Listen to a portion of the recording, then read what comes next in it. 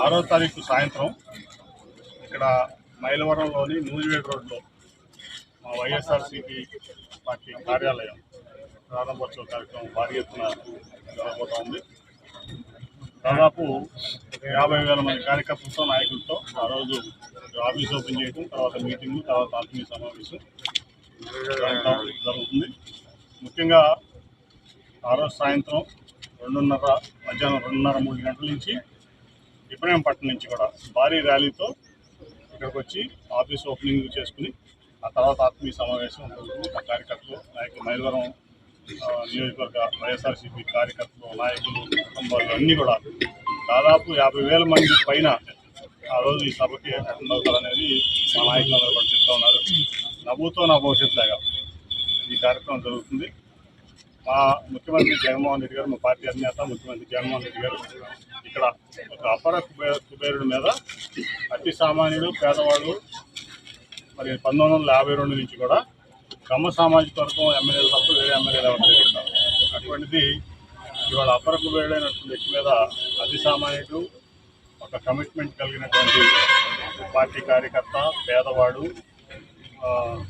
BC వర్గాలకు చెందినటువంటి యాదవ్ కులానికి చెందినటువంటి తిరుపతిరావు యాదవ్ గారిని ఇక్కడ అభ్యర్థిగా ప్రకటించారు. కాబట్టి మా వాళ్ళంతా కూడా ఖచ్చితంగా మా కార్యకర్తల నాయకులందరూ కూడా చాలా ఉత్సాహంగా ఉన్నారు. నిజంగా కూడా ఒక్క జగన్మోహన్ రెడ్డి గారికి ఇది సాధ్యం. ఎందుకంటే ఆయన ఎప్పుడూ చెప్తూ ఉంటారు, ఇది నా పాలన పెత్తందారులకి, పేదవాళ్ళకి ఒక పోరాటం అని, ఒక యుద్ధం అని, మధ్య యుద్ధం అని. అట్లాగే ఇవాళ చూస్తే మీరు తెలుగుదేశం పార్టీలోకి మొన్నటి దాకా తెలుగుదేశం పార్టీ వాళ్ళంతా వ్యతిరేకించినటువంటి వ్యక్తి ఏమన్నారంటే, ఇక్కడ ఎమ్మెల్యేని, స్థానిక ఎమ్మెల్యేని నువ్వు ఈ నా మాటలు కాదు, తెలుగుదేశం పార్టీ వాళ్ళ మాటలు మీకు చెప్తున్నా. వీరప్పనండి మీకు తెలుసు కదా, అడవి దొంగ. అంటే ఈ అడవి మైలవరం మీకు కొండపల్లి నుంచి, ఇబ్రహీంపట్నం నుంచి ఆ ప్రాంతం అంతా కూడా రిజర్వ్ ఫారెస్ట్. ఆ ఫారెస్ట్లో మరి ఆయన ఏం చేశాడో నాకైతే తెలియదు. మీకు తెలుగుదేశం పార్టీ నాయకులు అన్నమాట నేను మళ్ళీ చెప్తున్నా. మైలవరం వీరప్పని ఆయనకు గుర్తు పేరు పెట్టారు. అట్లాగే ఇసుక తవ్వుకుంటాడు, బూడి తవ్వుకుంటాడు, మట్టి తవ్వుకుంటాడు అని ఆరోపణలు ఉన్నాయి. అట్లాగే ఇప్పుడు అనేక మంది మీద మా మీద కేసులు పెట్టాడు అని చెప్పి వాళ్ళ తీవ్రంగా వ్యతిరేకిస్తారు. ఆయన ఏదైతే వసంత కృష్ణ ప్రసాద్ ఉన్నాడో ఆయన్ని తెలుగుదేశం పార్టీలో ప్రతి ఒక్కళ్ళు కూడా మా పార్టీలోకి రావద్దు, నువ్వు అసలు మా పార్టీలో అనర్హుడివి అని చెప్పి చీకొడుతున్నారు. అయినా సరే మరి ఆయన పార్టీలో చేరి ఆయన ఏం సాధిద్దామని మరి వస్తున్నారు. నాకు చేస్తున్నాడో, నాకు చేరాడో నాకు అర్థం కాలేదు. ఇవాళ చూస్తా అంటే ఆయన చేరకముందే ఇక్కడ ఆయన ఫ్లెక్సీలు, దిష్టిబొమ్మలు తగలబెట్టారు తెలుగుదేశం పార్టీ. అట్లాగే మొత్తం కూడా మేము తీవ్రంగా వ్యతిరేకిస్తున్నాం ఈయనని చెప్పి చెప్తా ఉన్నారు. అటువంటి పరిస్థితి ఆయన ఎందుకు చేయడం మాకు తెలియదు. మరి ఆయన ఏం సాధిస్తాడానికి వస్తున్నాడో మాకు తెలియదు. కానీ మా కార్యకర్తలు అయితే, మా నాయకులు అయితే చాలా హ్యాపీగా ఉన్నారు ముఖ్యమంత్రి గారి నిర్ణయంతో. ఆయన ఒక పేదవాళ్ళకి అవకాశం ఇచ్చారు, మా అందరిలోని వ్యక్తికి అవకాశం ఇచ్చారు, ఒక వెనకబడిన తరగతి వాళ్ళకి అవకాశం ఇచ్చారు, మాలో కార్యకర్తకి, మాతో పాటు ఇక్కడ రాజకీయంగా పెరిగినటువంటి వ్యక్తికి అవకాశం ఇచ్చారు. ఖచ్చితంగా భారీ మెజారిటీతో ఇక్కడ ఆ పేరు కుబేరు ఎవరు వచ్చినా సరే మేము గెలిపించుకుంటాం అంటున్నారు.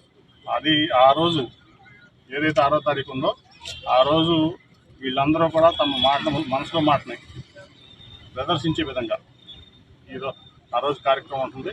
దాదాపు 50,000 మంది ఆ కార్యక్రమంలో పాల్గొంటారని చెప్పి మా వాళ్ళందరూ కూడా చెప్తున్నారు. బ్రహ్మాండంగా సక్సెస్ అవుతుంది. మీ ద్వారా కూడా మన వైఎస్ఆర్సీపీ కుటుంబ సభ్యులకి, కార్యకర్తలకి, నాయకులకి, అలాగే ప్రజలకు కూడా, ఎందుకంటే ప్రజలు కూడా వాళ్ళ వైఎస్ఆర్సీపీ కుటుంబంలో భాగం. ఎందుకంటే ఈ రాష్ట్రంలో 1,65,00,000 లక్షల కుటుంబాలు ఉంటే 1,35,00,000 కుటుంబాలకి సంక్షేమం ఇచ్చినటువంటి వ్యక్తి జగన్మోహన్ రెడ్డి గారు. కాబట్టి ప్రజలు, నాయకులు, కార్యకర్తలు అందరూ దీంట్లో పాల్గొనాలని మీ ద్వారా కూడా నేను మైలవరం నియోజకవర్గంలో అందరికీ కూడా విజ్ఞప్తి చేస్తాను. ఇంకా డిసైడ్ అవ్వదు. యాజ్ ఆఫ్ నౌ నేను ఉంటాను, జగన్మోహన్ రెడ్డి గారు ఇక్కడ మాకు రీజనల్ కోఆర్డినేటర్ ఉన్నారు, నేను ఉంటాను, మా వాళ్ళు ఉంటాను. ఇంకా అంత సేఫ్ కాదు. ఇప్పుడు గ్రౌండ్ ఫైనలైజ్ చేసాం. ఆఫీస్ ఏమో ఇక్కడ నూజివేడ్ రోడ్లో ఇక్కడ ఆఫీసు. అట్లాగే గ్రౌండ్ అంతా కూడా మేము తీసుకోవడం జరిగింది. రేపు ఫ్యూచర్లో కూడా కార్యాలయం కానీ మిగతా కార్యక్రమాలు నడుపుకోవడానికి ఇక్కడంతా మీటింగు, భోజనాలు అన్నీ కూడా ఇక్కడ జరుగుతాయి.